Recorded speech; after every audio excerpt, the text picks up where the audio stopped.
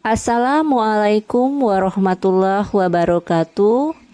Ketemu lagi dengan saya Darni Sartika, Sarjana Pendidikan Islam. Dalam video pembelajaran kali ini, materi kelas 11 Pendidikan Agama Islam sesuai dengan kurikulum Merdeka tentang bukti beriman, memenuhi janji, mensyukuri nikmat, memelihara lisan, dan menutup aib orang lain.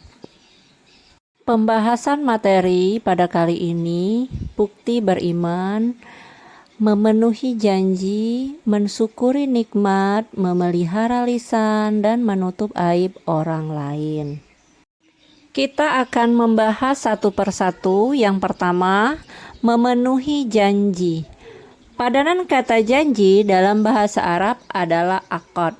Melalui kata ini muncul kata yang sering kita dengar, yakni akad, akidah, ataupun akad nikah. Menurut bahasa, akad berarti perjanjian atau ikatan yang kuat.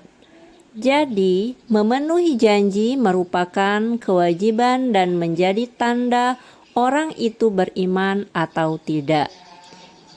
Itu sebabnya jika kita dikaitkan dengan makna bahasa, maka janji itu harus ditepati dan dipenuhi. Jenis-jenis janji yaitu ada dua. Yang pertama, janji kepada Allah Subhanahu wa Ta'ala. Yang kedua, janji kepada sesama manusia. Janji kepada Allah Subhanahu wa Ta'ala sebagaimana dalam firman-Nya surat Al-A'raf ayat 172. A'udzu billahi minasyaitonir rajim. Bismillahirrahmanirrahim. Wa iz aghza rabbuka min bani adama min zuhurihim zurriyatahum wa ashadahum ala anfusihim alastu bi rabbikum qalu bala sahidna an taqulu yaumal qiyamati inna kunna an hadza ghafilin. Shadaqallahul azim. Artinya, dan ingatlah ketika Tuhanmu mengeluarkan dari sulbi, yaitu tulang belakang, anak cucu Adam keturunan mereka, dan Allah mengambil kesaksian terhadap roh mereka, seraya berfirman, bukankah aku ini Tuhanmu? Mereka menjawab, betul, Engkau Tuhan kami. Kami bersaksi yang kami lakukan demikian itu, agar di hari kiamat kamu tidak mengatakan, sesungguhnya ketika itu kami lengah terhadap ini. Quran Surat Al-A'raf ayat 172. Ayat ini dengan jelas menyampaikan bahwa setiap manusia saat berada di alam ruh atau rahim sudah menyampaikan janji setia untuk bertauhid dan menjalani hidup di dunia yang didasari fitrah, karena fitrah itu sebenarnya jati diri manusia.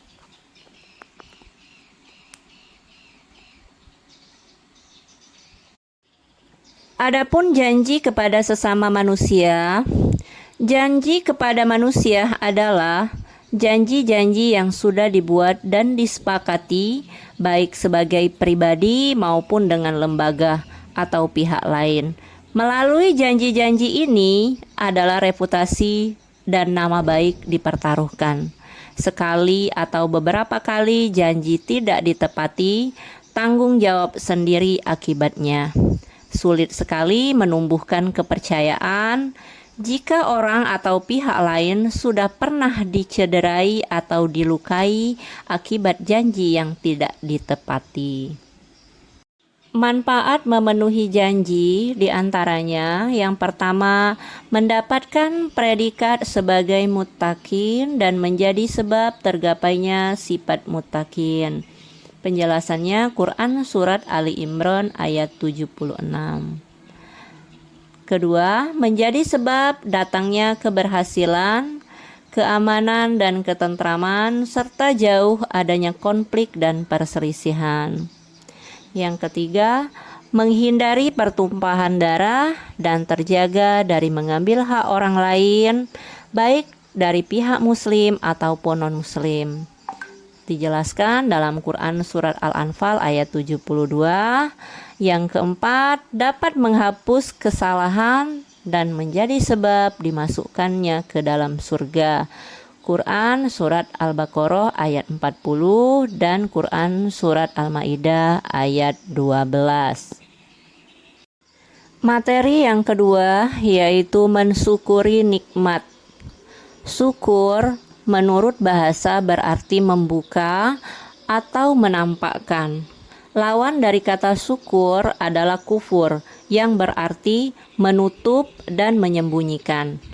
Adapun nikmat menurut bahasa adalah pemberian, anugerah, kebaikan dan kesenangan yang diberikan manusia baik berupa rezeki, harta, keluarga maupun yang lainnya. Mensyukuri nikmat adalah berterima kasih kepada Allah Subhanahu wa Ta'ala atas segala nikmat yang telah dianugerahkan kepada kita. Caranya adalah menggunakan segala nikmat tersebut sesuai dengan tujuan nikmat itu diberikan. Perwujudan syukur.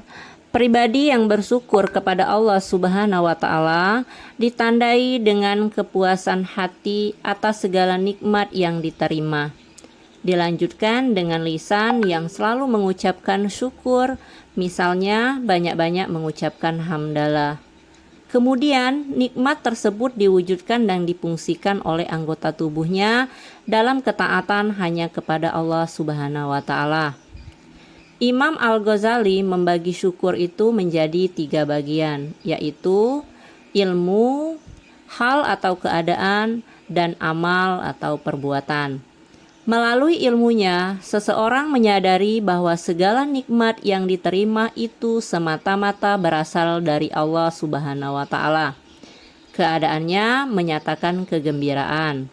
Selanjutnya, amal perbuatannya sesuai dan sejalan dengan fungsi nikmat tersebut diberikan. Keuntungan orang bersyukur. Yang pertama, jauh lebih produktif. Yang kedua, lebih bahagia dan optimis. Yang ketiga, manfaatnya kembali ke diri sendiri. Materi yang ketiga yaitu memelihara lisan. Penggunaan lisan yang tidak terjaga menjadikan perang yang menimbulkan korban jiwa mulai dari hitungan yang kecil sampai mencapai ribuan bahkan jutaan. Sebaliknya, melalui lisan juga muncul berbagai macam kedamaian, kesejukan, cinta dan harapan yang tersemai di lubuk jiwa untuk satuan, puluhan, ribuan, jutaan, bahkan miliaran umat manusia. Sebagaimana Rasulullah Shallallahu Alaihi Wasallam bersabda, Bismillahirrahmanirrahim. An Abi Hurairah radhiyallahu anhu qala Rasulullah sallallahu alaihi wasallam man kana yu'minu billahi wal yaumil akhiri falyaqul khairan aw liyasmut. Rawahul Bukhari. Artinya, diriwayatkan dari Abu Hurairah radhiyallahu anhu, Rasulullah sallallahu alaihi wasallam bersabda, barang siapa yang beriman kepada Allah dan hari akhir, maka hendaklah berbicara yang baik, atau jika tidak mampu, maka diamlah. Hadis riwayat Al-Bukhari. Fitnah, ghibah, dan buhtan. Penggunaan lisan yang tidak pada tempatnya mengakibatkan 3 hal. Fitnah, ghibah, dan buhtan, yang menjerumuskan diri sendiri, pihak lain, bahkan sampai level negara dan dunia. Fitnah di dalam Al-Quran, fitnah memiliki beberapa arti, antara lain cobaan, ujian, musibah, dan ada juga yang berarti siksa di akhirat. Sedangkan fitnah berdasarkan Kamus Besar Bahasa Indonesia adalah perkataan bohong atau tanpa berdasarkan kebenaran yang disebarkan dengan maksud menjelekkan orang. Ghibah dan buhtan. Ghibah adalah membicarakan orang lain yang tidak hadir, sesuatu yang tidak disenanginya. Jika yang dibicarakan itu keburukan orang yang disebut tidak disandang oleh orang yang bersangkutan, itulah yang dinamakan buhtan atau bohong besar. Rasulullah Shallallahu Alaihi Wasallam bersabda, Bismillahirrahmanirrahim.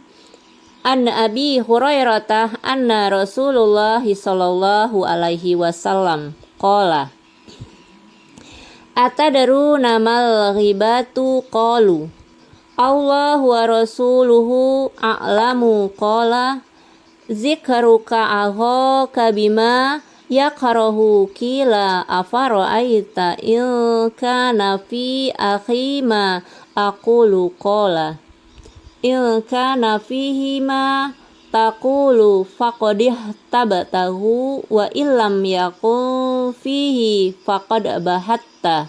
Rawahu Muslim.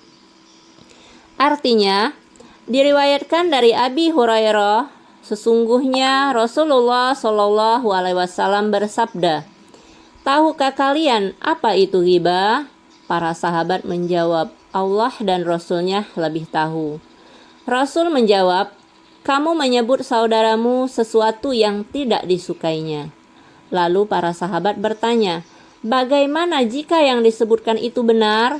Rasulullah menjawab, jika yang disebut itu benar, maka kamu telah melakukan ghibah, yaitu membicarakan aib orang. Dan sekiranya yang disebutkan itu tidak benar, maka engkau telah melakukan buhtan atau kebohongan.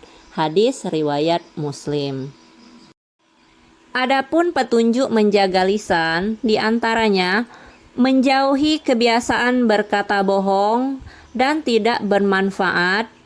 Jangan pula berbicara yang berlebihan. Jauhi pembicaraan yang batil, kotor, dan jorok. Jangan berbicara dusta atau palsu. Jangan gunakan lisanmu untuk menggunjing. Jangan berkata kasar, jauhi pula melakukan celaan dan melaknat orang lain. Jangan mengadu domba dan jangan pula mudah marah. Yang terakhir, jawablah panggilan orang tua dengan sopan dan santun, serta jauhi banyak berbantah-bantahan. Materi yang keempat yaitu menutup aib orang lain. Aib adalah celah, cacat, nista, noda, perilaku hina, atau ada juga yang bermakna kiasan yaitu arang di muka. Begitu beratnya keburukan akibat aib yang dibuka. Maka siapapun jika mengetahui aib, maka hendaklah menutupi dan menyimpan rapat-rapat aib tersebut. Jangan sampai malah disebar ke khalayak ramai. Tidak ada satupun manusia yang ingin aibnya dibuka. Aib adalah keburukan yang bersifat rahasia. Disebabkan sifatnya yang rahasia, biasanya hanya diketahui oleh yang bersangkutan atau beberapa orang tertentu. Macam-macam aib, yaitu ada dua. Yang pertama, aib zahir, yaitu aib yang nampak dan dapat diketahui secara lahir jika diperhatikan betul. Misalnya cacat pada barang-barang perdagangan. Yang kedua, aib tersembunyi, yaitu aib yang tidak nampak karena disembunyikan. Tidak terlihat meski sudah diperhatikan betul-betul. Aib dan media sosial. Di antara penyalahgunaan teknologi adalah orang begitu mudah membuka aib orang lain. Saat ini, orang begitu mudah tumbang nama baik dan martabatnya dari penyalahgunaan media sosial.